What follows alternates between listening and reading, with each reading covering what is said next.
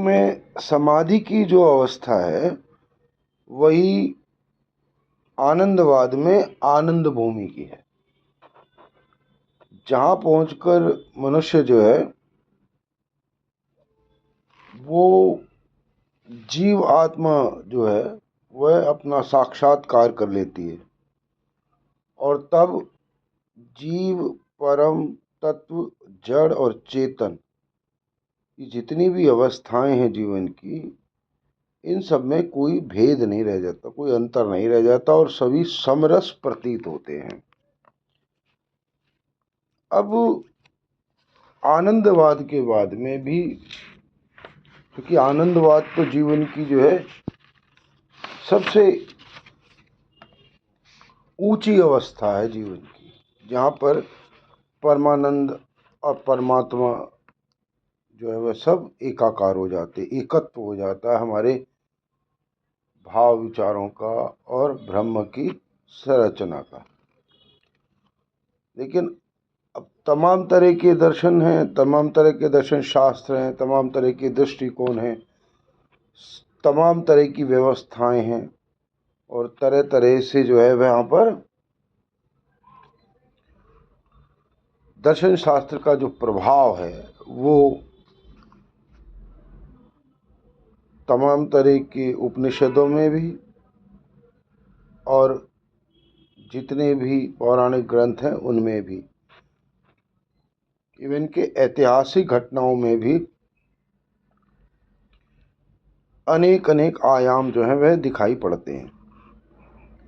अब जैसे बौद्ध दर्शन में दुखवाद का बहुत प्रचार हुआ है, वहाँ संसार को जो है वह दुखमय बतलाया गया है। कामायनी में भी यंत्र तंत्र विचारधारा के दर्शन जो है, इस तरह की जो विचारधारा है इसके दर्शन जो है वह मिलते हैं, क्योंकि श्रद्धा से मिलने से पूर्व जो है मनु का जीवन बड़ा दुखी था। अब मनु का जीवन श्रद्धा से मिलने से पहले दुखी था, श्रद्धा से मिलने के बाद में वह दुख कम हो गया या दुख जो है समाप्त हो गया। यहाँ पर प्रतीक के तौर पर आप देख लें, वैसे तो अब सब तरह की जो उपनिषद हैं, तमाम तरह की जो साहित्यिक और पौराणिक रचनाएं हैं, उन सब में भी अब जहाँ श्रद्धा की बात है तो श्रद्धा जो है अगर कामायनी की माने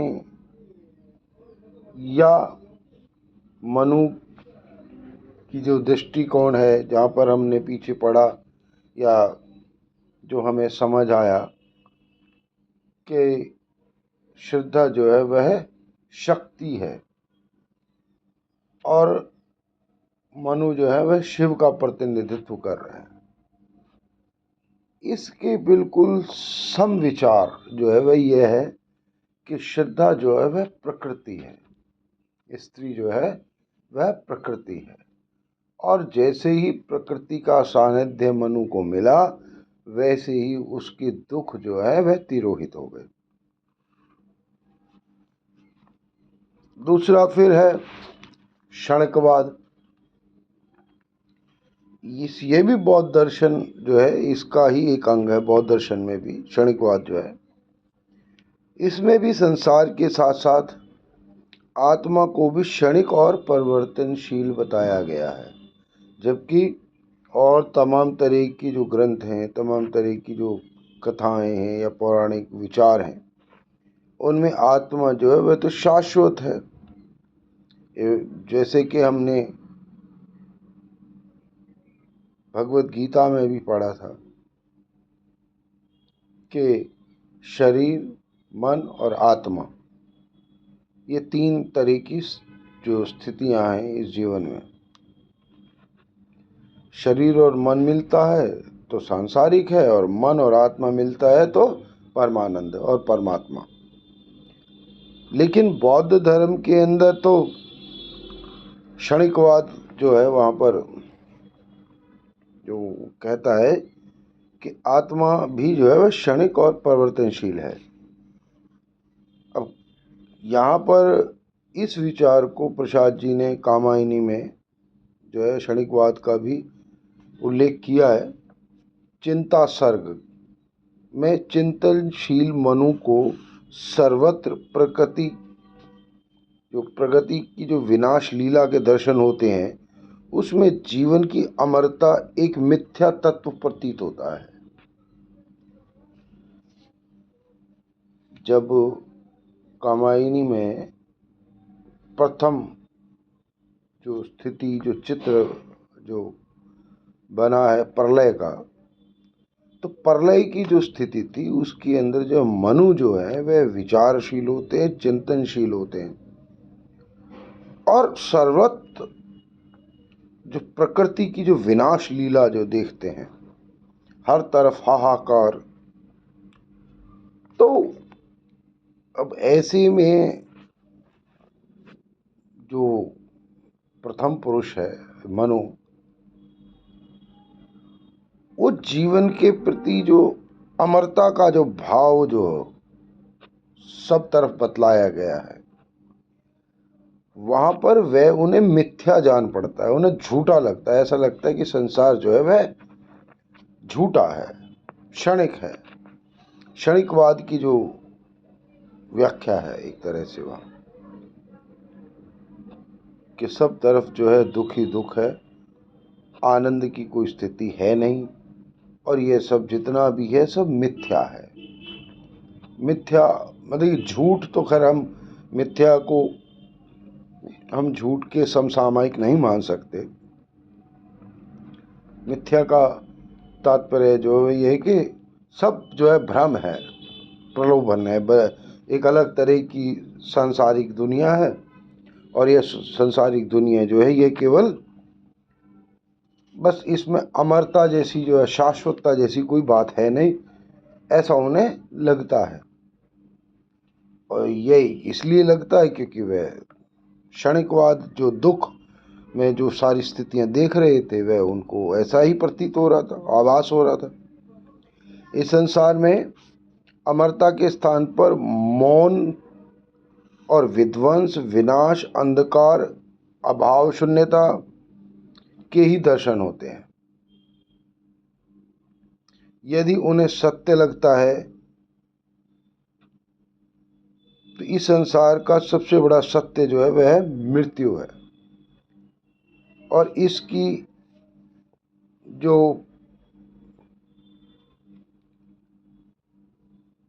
सृष्टि जो है वह कण कण में व्याप्त है।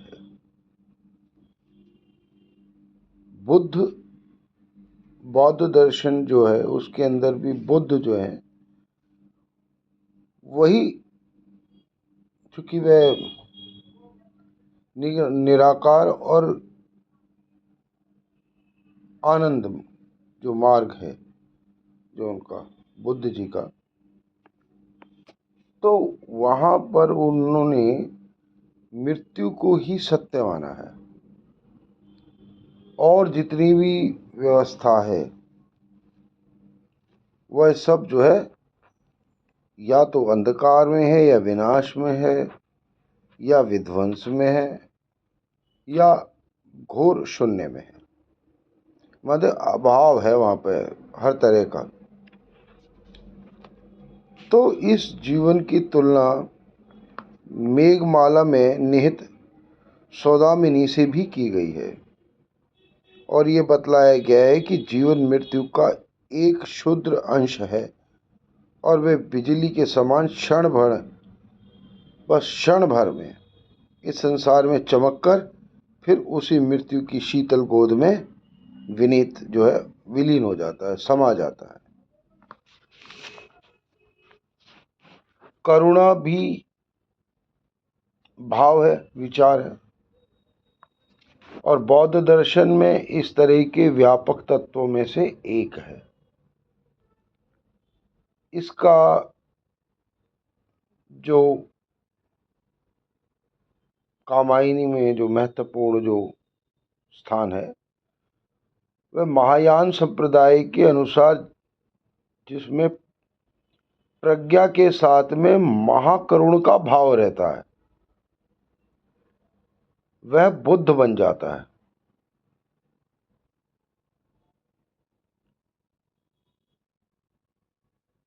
जहाँ पर प्रज्ञा, ज्ञान और महाकरुण, करुणा जिसमें व्याप्त हो जाती है, वह बुद्ध की भांति जो है हो जाता है। बुद्ध का आचरण जो है वह उसमें निहित हो जाता है। और इस तत्व के प्राप्त होते ही स्व की परिधि का इतना विस्तार होता है, इतना विस्तार होता है कि सभी उसके अपने ही बन जाते हैं, भेद सब समाप्त हो जाते हैं। श्रद्धा के रूप में करुणा का चित्रण करते हुए उसे अत्यंत उदार रूप में व्यक्त किया गया है। और आगे चलकर यह श्रद्धा मनु को पशुत्व के जाल से मुक्त करके एक सच्चा मानव बनाती है और अव्यवस्थित जो जगत की सुंदर व्यवस्था जो है वह वहाँ पर उसके द्वारा कराती है। और कराती कैसे? अपने त्याग, तपस्या, बलिदान की भावना द्वारा जगत का कल्याण करती, क्योंकि उसके अंदर स्त्रीण गुण थे। जो श्रद्धा है, इस प्रकृति की जो अभिव्यक्ति है वह स्त्रीण गुणों से भरपूर है। स्त्री और पुरुष दोनों में ही स्त्रीण गुण जो है वह क्या है? प्राकृतिक गुण है। उसमें दया, करुणा जैसी जितने भी भाव हैं, ममता है, इस बलिदान है, तपस्या है, त्याग है, स्नेह है, प्रेम है, ये सब स्त्रीण गुण है और है क्या? प्रकृति की अभिव्यक्ति है। तो श्रद्धा के माध्यम से प्रसाद जी ने और तमाम तरह के और जितने भी उदाहरण लिए गए हैं, वह चाहे ऐतिहासिक हो चाहे पौराणिक हो, स्त्रीण गुणों से ही प्रकृति जो है वह संचालित होती है। उसकी विराटता जो है वह स्त्रीण गुणों से ही भरपूर है और बनती भी उसी से है। उसकी सृजनात्मक ऊर्जा जो है प्रकृति की, वह स्त्रीण गुणों से ही जो है वह भव्यता पाती है। अब जैसे जैसे हम स्त्रीण गुणों से या प्रकृति के गुणों से अलग होते हैं, तो वैसे ही क्या होता है? जो परिमाणुवाद है वह भी हमारे जीवन में कहने मतलब जो वर्तमान स्थिति है, या यूँ कह लीजिए मनुष्य द्वारा जो है जिस तरह के भाव विचारों से व्यवस्था बनाई जानी शुरू हो जाती है, तो उसको परिमाणुवाद जो है कहा गया है। अब वह जो है मूल शक्ति अपने आलस्य का परित्याग करके सृष्टि का सर्जन करने को उद्यत हुई, वैसे ही अणु परमाणु सब दौड़ पड़े और विद्युत कण पारस्परिक आकर्षण के कारण लीन हो गए। तो प्रसाद जी जो है इस मूल शक्ति को चिति कहा गया है, जो अपनी इच्छा से जागृत होकर सर्जन का कार्य करती है। इसकी इच्छा से ही सर्जन का कार्य होता है। इसके साथ ही अणु परमाणु के मिलने पर उसमें जो श्लिष्ट स्वरूप द्वारा सृष्टि का बनने का जो उल्लेख है वह भी मिलता है। उसके बाद में भौतिकतावाद।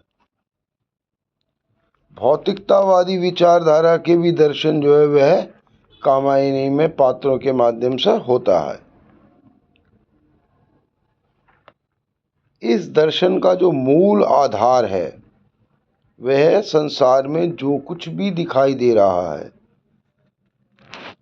वह एक अनुभव है और यह सब भौतिक पदार्थ एवं गति द्वारा ही उत्पन्न हुआ जान पड़ता है। विश्व के निर्माण में जो पदार्थ का हाथ है, इसी तरह से समस्त भौतिक पदार्थ, मानव शरीर, मन आदि का निर्माण हुआ है। इस दर्शन का मुख्य लक्षण जो है या लक्ष्य जो है वह कि संसार का जो विकसित रूप आज हमें देखने को मिल रहा है वह भौतिकतावाद का ही परिणाम है। तो भौतिक पदार्थों के अतिरिक्त वे किसी अन्य आध्यात्मिक सत्ता का होना स्वीकार नहीं करते। इस भौतिकतावाद के जो प्रबल प्रवर्तक और समर्थक कार्ल मार्क्स हैं, इनका यह सिद्धांत हेगेल के सिद्धांत पर आधारित है। भारतीय दर्शन के अनुसार यह सिद्धांत चार्वाक के सिद्धांत के निकट है। तो सैद्धांतिक रूप से जो मनुष्य के विकास क्रम में जहाँ पर भी परमाणु, अणुपरमाणु और भौतिकतावाद जैसे जैसे प्रबल हुआ है, तमाम तरह के जो दार्शनिक हैं जिन्होंने मनुष्य के विकास क्रम को जो है अपने अपने अनुभव से परिष्कृत किया है, उन्होंने बताया है। और कामायनी में जो मनु है, जो प्रथम पुरुष हैं, उनके माध्यम से हम तमाम तरह की उस व्यवस्था से परिचित हो रहे हैं जो कि जितने भी दर्शन शास्त्र हैं, उन दर्शन शास्त्रों की जो पराकाष्ठा है, जिस तरह से विचार उसमें जीवन के लिए रखा गया है, चाहे वह बुद्ध रहे हों, बुद्ध का दर्शन शास्त्र रहा हो जहाँ पर मृत्यु ही सत्य है तो सत्य मृत्यु, पर उसको जिस स्वयं के अनुभव से बुद्ध ने जाना उसे हम या वर्तमान समय में हम स्वीकार नहीं करते हैं। और जो कर लेता है तो वह जो है यूं कह लीजिए कि समाधि के पार है, जहाँ पर सब जो है संभाव हो जाता है। कामायनी में भी भौतिकतावाद के दर्शन जो है वह देव सृष्टि को जो है जहाँ पर चित्रित किया गया है, देवगण अपने से अधिक किसी की भी आध्यात्मिक सत्ता स्वीकार नहीं करते और वे अपने ही सुखों में लिप्त रहते हैं। उनका पूरे विश्व पर अधिकार है। उनके पास अपार बल, वैभव तथा आनंद युक्त जीवन के भोक्ता थे वे। इसी कारण उन्होंने विराट शक्ति की अवहेलना की। भौतिकतावाद जो है वह इसी और प्रेरित करता है। वह अहंकार वश प्रकृति से दूर होता है और जब दूर होता है तो चाहे वो भौतिक पदार्थ हो, चाहे वह सिद्धांत हो, और ऐसा नहीं है कि ये सब जो है जो मनुष्य के विकास क्रम की जो स्थिति है केवल उसी में ही उपलब्ध है, ऐसा नहीं है। जो पौराणिक ग्रंथ हैं वहाँ पर भी सृष्टि के विनाश को जो है वह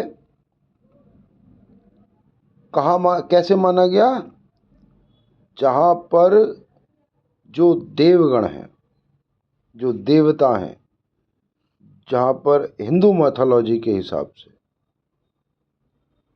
जो देवता हैं तरह तरह की, वह सब जो है अपनी आध्यात्मिक सत्ता, मतलब किसी और की नहीं बल्कि अपनी स्वयं की जो सत्ता है उसको बलपूर्वक, हठपूर्वक और अपने ही आनंद में, अपने ही सुख में, अपने में ही जो लिप्त हैं वह, और वह पूरे संसार पर अपना अधिकार मानते हैं। अपार बल, वैभव, आनंद युक्त जीवन, मतलब कि जो सब भोक्ता हैं उसके वे। तो इसी कारण उस विराट शक्ति, यहाँ पर क्या है, विराट शक्ति वो शक्ति है जो शक्ति ब्रह्म द्वारा स्थापित की गई है। ब्रह्मांड के अंदर जो असीम असीम ऊर्जात्मक शक्ति है, जब उसकी अवहेलना कर दी जाती है तो जल पलावन जैसी ऐतिहासिक घटना घटती है। यही बात जो है इसके मनुष्य जीवन के विकास क्रम में जो प्रथम चरण है हमारा, उससे पहले जो है भाई संघर्ष तो पहले भी था, संघर्ष जल पलावन के बाद भी था। और किसी भी सभ्यता का नष्ट होना जो है वह तभी तय हो जाता है जब वहां पर अहंकार तत्व की जो है वह लिप्त हो जाता है। पूरी की पूरी व्यवस्था जो है वह अहंकार युक्त हो जाती है, अहंकार से भर जाती है। तमाम तरह के मनुष्य के जितने भी साधन, जो विकार के जो साधन हैं, जो मनुष्य का विवेक है, वह सब विकार से तमाम तरह की व्यवस्था का विध्वंस कर देता है। और उसे विध्वंस होने पर प्रलय होना सुनिश्चित है। और यही सब जो है भौतिकतावाद जो है इसके बारे में क्रमशः, चूँकि सारस्वत नगर जो बसाया गया था वहाँ पर भी श्रम विभाजन कर उन्होंने नगर की पर्याप्त उन्नति की थी। इससे वहाँ वर्ग संघर्ष, क्रांति एवं विप्लव उत्पन्न हो जाते हैं। ये भौतिकतावादी विचारधारा से ही ऐसा होता है। हम उसको बोलते हैं, अगर हम और सामान्य भाषा में भौतिकतावाद से वैसे तो सभी परिचित है, जो कुछ हम जिस तरह के भी साधनों से युक्त होकर के हम इस समय वर्तमान समय में जो जीवन जी रहे हैं उसमें आध्यात्मिकता जो है वही तो जो है सो है, बहुत संक्षिप्त है, लेकिन भौतिकतावाद का जो आकर्षण है वह बहुत है। और उसी वजह से जो है हम जो है तमाम तरह के विषयांतर और तमाम तरह के संकट और संघर्ष में जो है वह जूझ रहे हैं। तो एक सबके लिए, हम सब जो है एक दूसरे के लिए, सबके लिए ऐसा प्रार्थना करें ईश्वर से कि ईश्वर से जो हम जो है अपने जीवन में सरल और सहज रहकर जीवन के आनंद की उत्पत्ति जो है वह बनाएं, और ऐसे आनंद में ही हम जो है फिर जीवन का विकास करें। तो आज जो है यही विश्राम करते हैं। आपकी जय हो, सदा सदा ही जय हो।